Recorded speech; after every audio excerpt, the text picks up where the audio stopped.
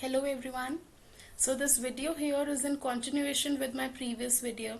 This unit 4 societal impacts of IT we have already started in the previous video. And the topics which we have covered in the previous video are digital footprints, net and communication etiquettes, data protection. These are the three topics we have already covered. So if you want to see these topics, you can go to the previous video. And here in this video, I'm going to discuss about IPR, plagiarism, digital property rights, licensing and copyrights, free and open source software. These are the things which we are going to discuss. So let us go to the slide of IPR directly. IPR, intellectual property rights. So let me first tell you what do we mean by intellectual property. See, intellectual property is the original creation, the original work of any individual. The work which is being created through intellect, a kind of mindful work which a person has done. This is his intellectual property. For example, if you have created a very good design, if you are a painter and you created a very good sketch or painting, you have made a very good song, a composition, you have written a very good article, you have written a very good novel. If you are in the field of technology, you developed a very nice technical gadget or something. So this is your intellectual property. Any kind of research work which you are doing with your intellect, that is your intellectual property, right? And intellectual property rights are those rights which helps the owner of the idea, the original creator, to preserve it or to register it under his authority. Who sanctions these rights? Government sanctions these rights to the owner of the property for a given period of time. Same way as we have to renew our licenses time to time, we need to renew these intellectual property rights after a certain period of time. With the help of these intellectual property rights, the person's creation gets registered and reserved under the guidelines of governmental intellectual property rights. Right? Now, why do we need these rights? Why we need to register our content, our idea under IPR, under government? The reason is it helps your original idea to be misused, to be copied, or to be misrepresented by anybody else. Nobody else have the right to misuse your original idea, to use your original work and represent it in a wrong manner or on their name. So you can always get all the rights reserved with the help of this IPR. Then owner is the only one who have the right. If he or she is willing to share the content with somebody, he can always do it by providing further licenses. Another reason is this ensures legal and valid ownership on the product. Right? It's quite simple. Then it enhances the profile of the owner. Now this is very clear, this is very obvious. If you have done something very rare, very unique and very good, it is obviously going to boost up your profile if you show it by your name. And then it is used to establish brand value and repo in market. See, there are so many brands in the market, Adidas, Puma, Reebok, and they have a particular logo and a particular name.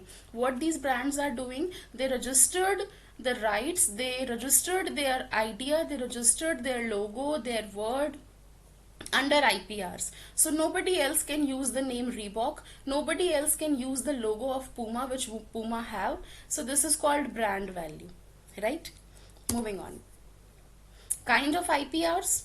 There are variety of acts under which we can register our content. So if you have technologies, you can always prevent or preserve your technologies under Patent Act. If the trademarks, you might have seen there are so many products जहाँ पे TM आपको brackets में लिखा हुआ मिलता है. So that means the word, the logo, the symbol, the sign is trademark under the Trademark Act. Then if you have a good design, a configuration, a kind of idea, you can always get it registered under Design Act. Then there are certain kind of products which are region specific. which could be used, could be cultivated, or could be created, manufactured in that particular geographical area only. So what we can do is we can always get those products registered under Geographical Indication Goods Act.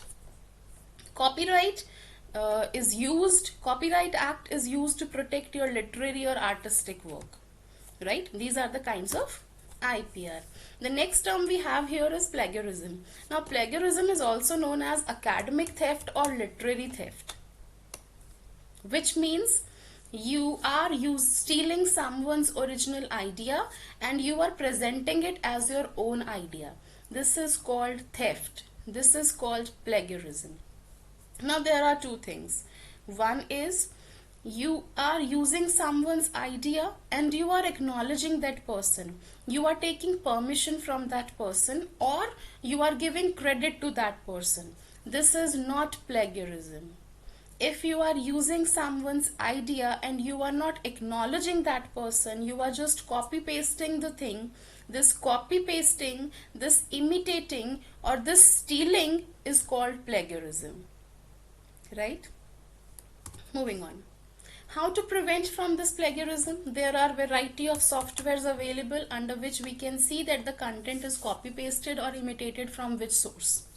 Then how to prevent it? Do not copy and paste. Do not have this habit of copying and pasting. Try to use your own ideas. Try to develop your own thinking.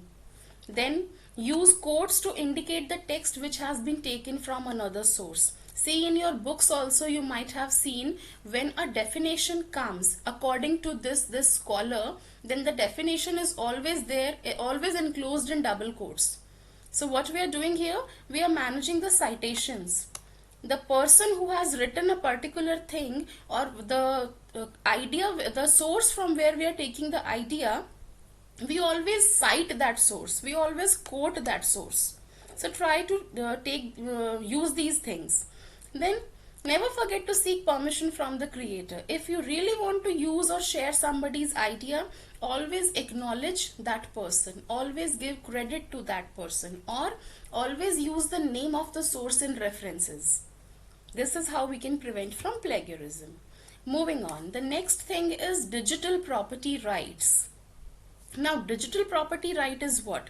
Digital property is also known as digital asset or digital estate. See, this digital property is also known as digital estate or digital asset. Now this is what? Everything, all the data and information about you which you have saved or shared online, that is your digital estate. For example, the personal email accounts or the banking accounts or the social media profiles you have on internet. You have any domain name registered with your name. You are using a web blog, or you are on a national or international discussion forum.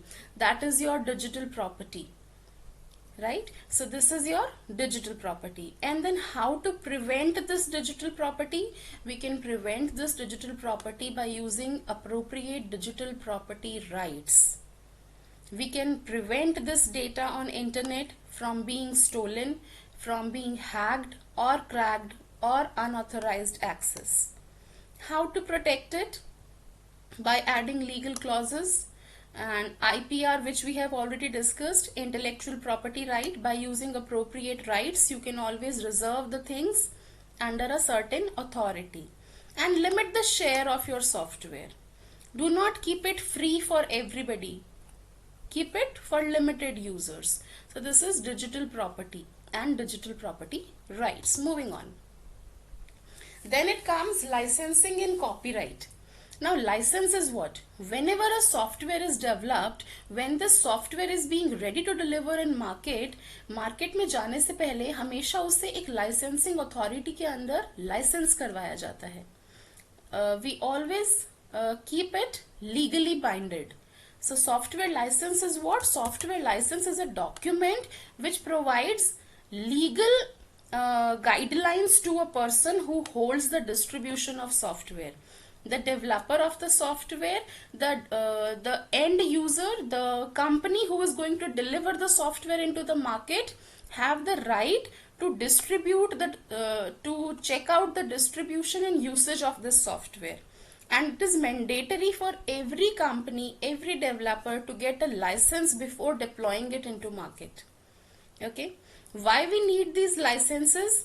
Because whenever we are going to share a product into market for the making it free, ready for the end users, we need to ensure this software is how many copies you are allowing it to be created, if the software is free to use or it is a proprietary software, if you are what kind of limitations you are applying on your software for the liability, the warranties, the disclaimers and protections, right?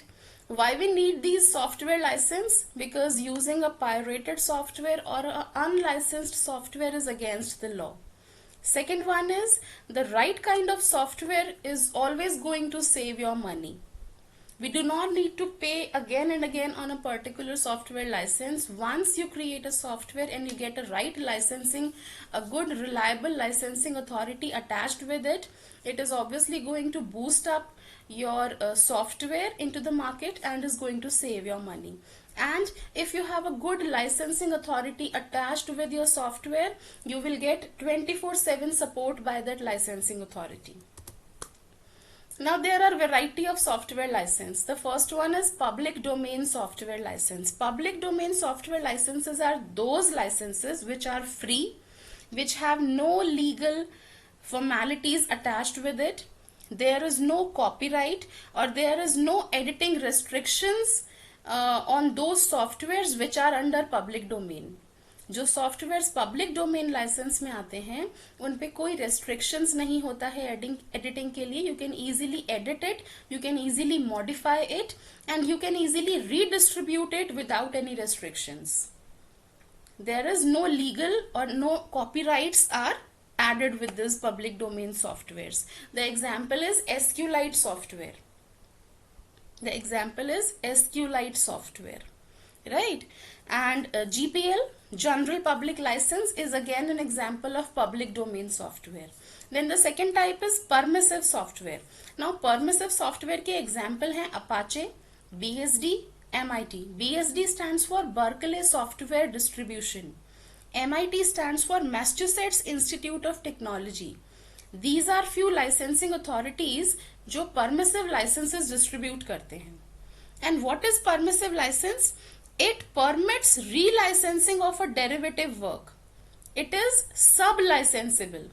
Whenever you are modifying or redistributing the software again, you need to get the license issued again, relicense it once again. This is called permissive. Right? Then the next type of software license is LGPL, which I already told you. GNU, Lesser General Public License, allow you to link to open source libraries in software. And the license which is registered under GPL, you can easily change or compile the code of the software and you can release the application under the license which you want. Whether it is a public domain license or a permissive license or a proprietary license, you can modify the copy, you add into the library of the software and release a copy of yours under LGPL. This software allows you to get open link to the software libraries. See here. Then copyleft. Copyleft is somehow similar like permissive licenses. Copyleft licenses are those which are free to distribute copies or modified versions of work. These are the licenses which are restrictive licenses, and it is somehow similar with permissive. The difference between permissive and copyleft is, in copyleft, whenever you ask to share the work, whenever you ask to relicense the thing, you have to share the work before. The derivative work you have to share first. Whereas in permissive, there is no need to share any material, you will directly get the relicense. Okay. So the next type is proprietary license. This is the most restrictive one. For these licenses, you have to pay a particular amount. and the softwares which are registered under proprietary licenses, the source code is not available there. You will not be able to use it freely. You will not be able to redistribute it or to share it again or to modify the source code. These are the most restrictive proprietary softwares. Okay, then the last topic of this video is free and open source philosophy. Now the first thing is OSS, FLOSS, FLOSS. OSS stands for open source software and FLOSS stands for free, libre and open source software. See, OSS, open source softwares, are those where the software is free to use, free to run, free to modify. The source code is also available, right? And free and libre open source softwares, again the same thing. The softwares which are free to use, the source code is available. You are allowed to modify it, to redistribute it, to run it freely. That is FLOSS. Then free software, which is also known as freeware. Free software or freeware are those softwares which are freely accessible. You do not need to pay any charges for using these softwares. You can easily download these softwares from internet, right? And the difference between open source software and free software is, in free softwares you are not allowed to change the source code, whereas in open source softwares the source code is available. You can modify the source code. Okay, then FOSS, I already told you, free and open source software. Then FSF, Free Software Foundation. This is an NGO which is created for developing, supporting and distributing free softwares under GNU. And the license GPL, which we have discussed, that is registered, that is being developed under, this term is being developed under FSF. Then proprietary softwares are those which are not freely available, which are where the source code is also not available and you are not allowed to redistribute it or to modify it. You require special permissions for using a proprietary softwares. You need to pay charges for buying these softwares. You have to buy these softwares. These are not freely available. Then shareware. Shareware are those softwares which are available for a particular period of time. When that period goes, when that period passes off, you have to pay the license fee afterwards. वो softwares जो एक particular time के लिए हमें available होता है, trial period तक के लिए, and after the trial period expires, if you want to use that software or if you want to unlock the additional features of those softwares, you have to buy those. Okay, and then comes copylefted at the end. Copylefted softwares are those which ensures that all copies of versions carry same distribution terms. How much whenever you redistribute the software, the same copy of versions and the same license is attached every time. It disallowed to add any additional requirement, or the source code is also not available in these kind of softwares. Okay, so this is about free and open source concepts. Okay, now there are few more topics which are pending in this unit 4, societal impacts of IT. This I am going to do in another video. So for this video, that's it, and you can go through the topics once again. As I always say, revise it once again. If you have any query, you are free to ask, and keep reading, keep learning. Thank you.